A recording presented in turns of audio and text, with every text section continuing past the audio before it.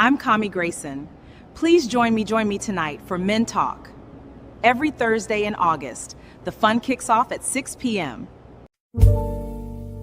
Everyday me carry weight the world never sees. Pressure to lead, pressure to provide, pressure to stay strong, even when everything inside is breaking. This is Man Talk. Real conversations from a man's perspective. No masks, no ego, just truth, growth, and the courage to face what we've been taught to hide. If you're ready to elevate your mind, your relationships, your purpose, pull up a chair. Fellas, it's time to talk. Man. What's up, guys? Professional wrestler Irvin Legend here. This Thursday night at 6 p.m., I'm going to be featured on the Kami Grayson Show, Men Talk, on the SKST radio network. Check it out.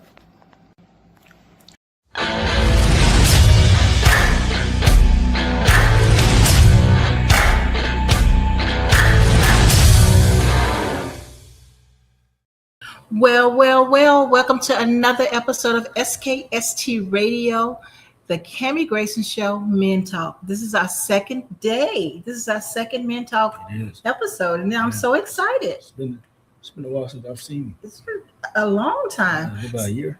Yeah, a whole year. Goes by fast, right? It really does. Yeah. So, guys, this guy goes by the name of Irvin Legend, and he is professional wrestler. And so I'm just so excited because, I've been knowing him, like I said, for a year now. Yeah. And he's just been busy doing all kinds of stuff. So welcome. Thank you for having me. Absolutely. So tell the world who you are and what you do. Been a professional wrestler about 14 years. I also do motivational speaking and life coaching. That's something I picked up a few years ago. Speak to high school students, middle school, about just, chasing their dreams, achieving their goals, making good decisions, because I feel like that's not talked about enough. Everybody's out here doing crazy stuff, thinking crazy, but life's way more enjoyable when you're out busy and doing stuff for you.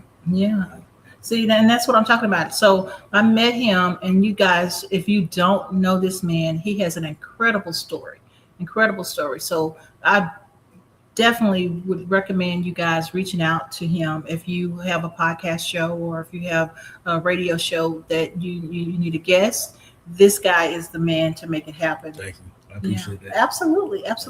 So Men Talk, I'm just gonna hit you with it because we don't give men our flowers enough. And so today is your day, so you have time to kind of talk about what you do and what makes you happy, and then talk about, you got an event coming up. Tell us about that. This Saturday night at the Elks Lodge, it's called Exalted. I have a flyer down here facing Cash Out Cam.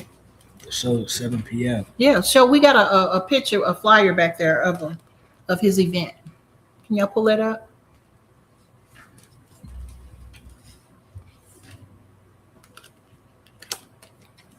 No, you got it back there somewhere. It's a flyer. Should be in. There you go. Perfect. No, it is young buck. You're gonna be wrestling with this guy. Yeah, he's good. Is he good? He's talking about trash on the internet.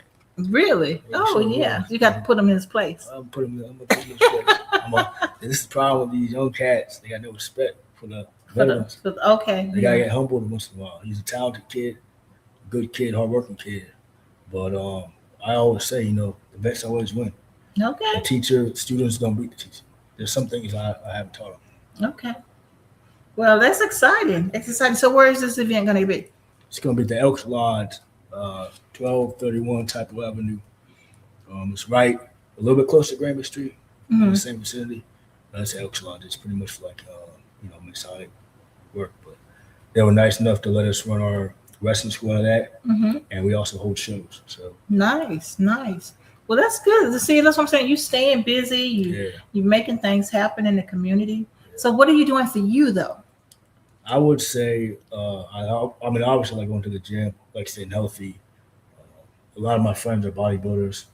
I'm a friend of a few Rastafarian people. They're very big into like fruits, vegetables. So I actually took a new hobby, Hmm. like growing, fruits and vegetables from my friend's garden.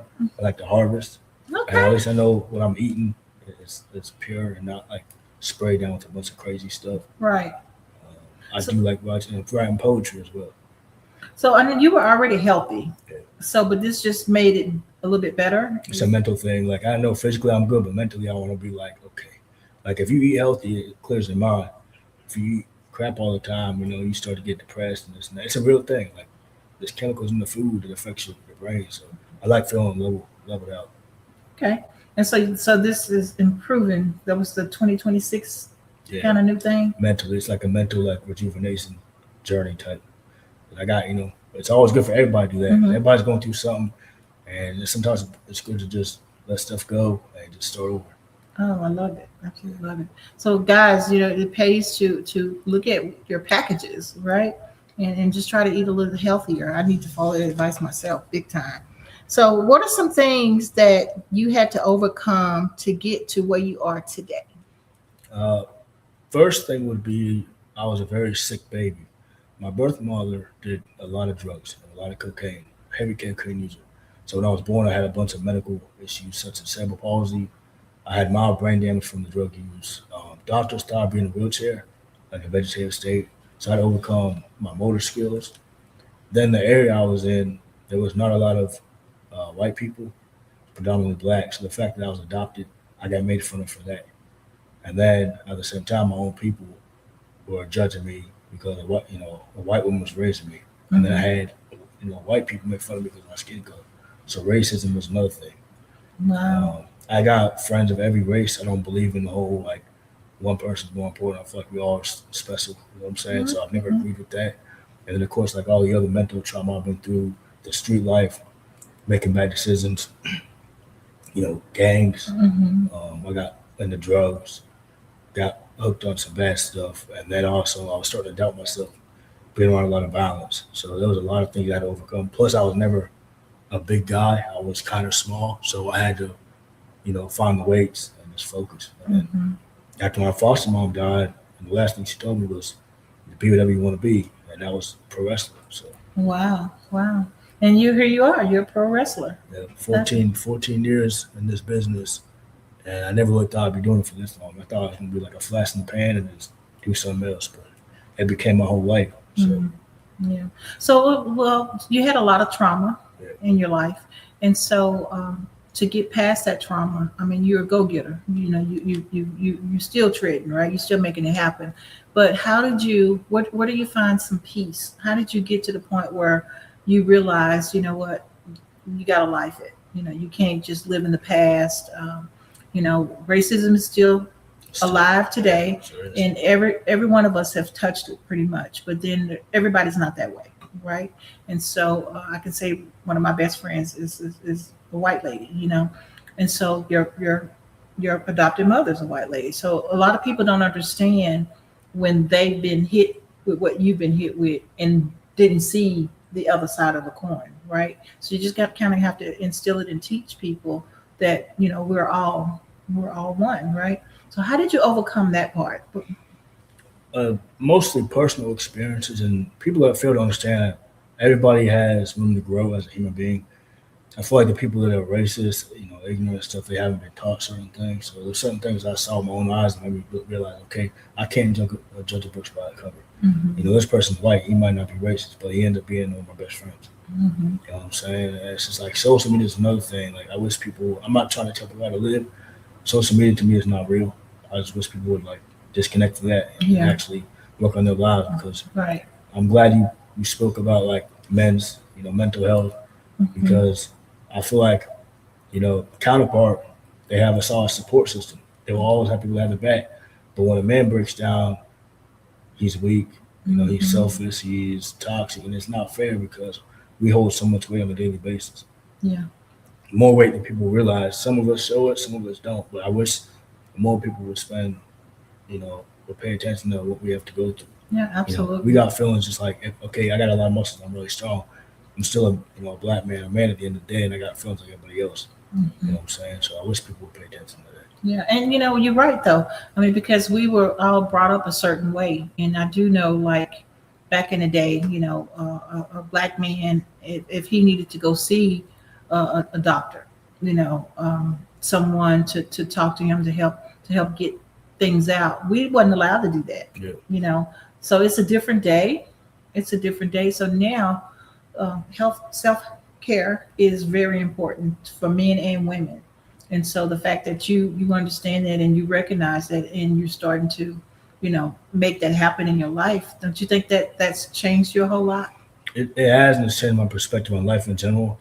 Like when I was at like the deepest, darkest part of my life, I had overcome suicide attempts because at the time I didn't think there was a way out. And I don't think anybody should be pushed to that, whether it be intentional or unintentional.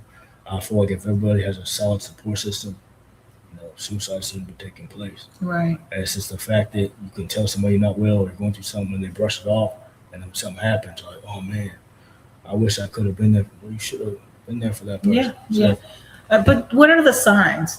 So if just say you and I are best friends and we have fun all the time, we're doing stuff all the time. How do I know when you're going down that black tunnel? Scary part is sometimes there are no signs. Sometimes somebody could be laughing, telling jokes, eating pizza, whatever y'all people do nowadays, and then the next day they're gone. Like that happened to one of my friends from high school. I was the last person he talked to before he killed himself, and we had an hour-long conversation about wrestling and comic books. And the next morning he's gone. He didn't show any signs of depression. He didn't sound. He just sometimes you don't know. But if I were to say look at signs, I would say if someone's normally energetic and they become distant, or they show less interest in what they normally do, or if they just don't talk or feel disconnected, I feel like that's need to go talk to that person. Yeah. Wow, guys. So we're going to take a quick break, and we'll be back after these messages. From the heart of the coast where the waves rise high, Bay magazine we lift and amplify stories of love, of strength, of pride, giving back, standing tall side by side. We are the rhythm, we are the voice, community rising, making bold choice. On short drive we shine, we soar, Bay magazine forever, ever. Turn it all the way up. Yo, you're locked in with street grind entertainment, repping Texas with non-stop heat. We bringing you the hottest music, exclusive videos, fire podcasts, and radio that never sleeps. This ain't just entertainment, it's a movement. Independent artists, real stories, major vibes, and nothing but straight pressure. So buckle up, lock in, and let the grind take over. Street grind entertainment, where the streets meet the spotlight, and the grind never quits. Let's go. Well, we're back. If you just tuned in, you haven't tuned in too late. You tuned into the Kami Grayson Show, and this is Man Talk. Hey, and we have the one and only Irvin Legend here with us, sharing some nuggets and just kind of telling us how things really are in the world. And so people don't realize that, they see what you do, and then they don't realize, they don't know your background. People don't really know you. They think they do, but they don't really know you until they get to know you, right? Like, that's a cool name you got. How'd you come up with that? It's not something I came up with. It's who I am. Like, I'm not trying to sound conceited, but I'm not gonna say not a lot of people have been through what I've been through, but at a young age, that's very hard to overcome. Yeah. So there's a whole story behind my name. Yeah. Share that a little bit with us real quick before we go to the next one. Like I said, I was adopted as a newborn. My birth mom did cocaine. I got involved in drugs myself as a teen, street gangs, survived a shooting, a stabbing within 6 months of each other. I survived a lot of racism, a lot of bullying. And my foster mom passed away at 14. And normally when you're 14, that's the age you start to finally figure stuff out and get feelings. So I didn't know how to process that loss. Didn't hit me till like a year later. And I moved to Norfolk from Chicago. I jumped on the Greyhound bus because I had no money. Got me there, and then my older sister took me in. And she's like, you got to change your ways. I need to help you. So that kind of got me into the gym and weights, and I started wrestling at 19, mid-rookie of the year at 21, and then 23 with my first title. Wow. Okay, so now it's time for the Men Talk question of the day. Can we play the Men Talk question of the day? Men Talk question of the day. Who is a mentor that has truly shaped your life? Let us know your thoughts. All right. That's a tough one because I have a few. If I had to pick one, man. Okay, so his name is Tyson Kidd. Tyson Kidd. So he's in W right now as a producer. He was a wrestler. He suffered a career-ending neck injury, broke his neck. Mm-hmm. I met him about 8 years ago. And I think I remember that year because 2015, that's when he broke his neck. And I was just breaking into the business around that time. And I shot him a DM, like, hey, man, hope your neck's good, yada, yada, yada. He's like, thanks. He called me kid because I was young. Mm-hmm. He's like, I really hope to meet you one day. So a year later, I'm snoozing on Facebook, and I see he's holding a camp in Hicksville, New York. I'm like, I have no car. How am I going to get there? I shot him a DM on Twitter. I said, hey, you're holding a camp? He's like, yeah, New York. I know you probably can't make it. I made him a promise I'd make it. I jumped on a bus from Virginia to New York and made the camp. And when you go there, they call roll call to see who's all there. Mm-hmm. So when the guy called my name, Tyson was looking around like, how the hell did he make it? I was sitting all in the back. He walked in and was like, how did you make it? I said, I took a train. You've been cool ever since then. Like, Oh, wow. he helped me own my craft. He helped me, understand the business, not just in the ring, but outside the ring. Mm-hmm. He helped me throughout the dark, some of the darkest times of my life, in my 20s and even now. So he's been a good, very good mentor. Wow, that's amazing. Yeah. That's amazing. So that's what I like. Those are good stories because you having a mentor like that, who has faith, and so you did it. You was a man of your word, and you made it like you said you was going to do. So that's pretty cool.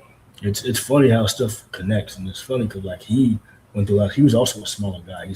We're both 5'9", Mm-hmm. probably 200 pounds soaking wet. He had to fight just as hard as I'm fighting. So he's like a mirror. I'm like a mirror image of him in terms of like overcoming stuff and just the way people look at us and stuff. I might not be as good of a wrestler he is, but in terms of like life, we got a lot of common. Wow. Neither one of us know our real dad, so Right. we're connected in a lot of ways. So that's good. Yeah, it's good. It's kind of, I think a man should have a man to bond with, because, no one teaches us. This stuff don't come with a handbook. So if our parents are not who we want them to be, or the ideal parents stereotype parents of picket fence and, we growing up, with the dog and, and all that.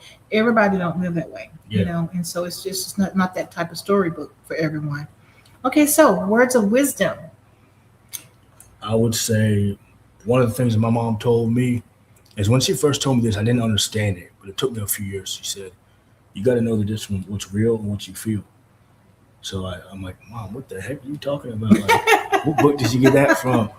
But then as I got older, it hit me because what she meant by it is what's real is what's on the inside, Mm-hmm. and what's happening around you. And then, your feelings are just feelings, like they come and go. You got to actually look at what's happening around you and to you to determine whether or not is this something that I'm going to react to or something, you know what I'm saying? That's why like people be, hating, or I'm not reacting to that because I don't know them. They got no effect in my life. Right. They're just, miserable for the Might not ever see them again, Yeah. So it's just like, does that person really have no power over you?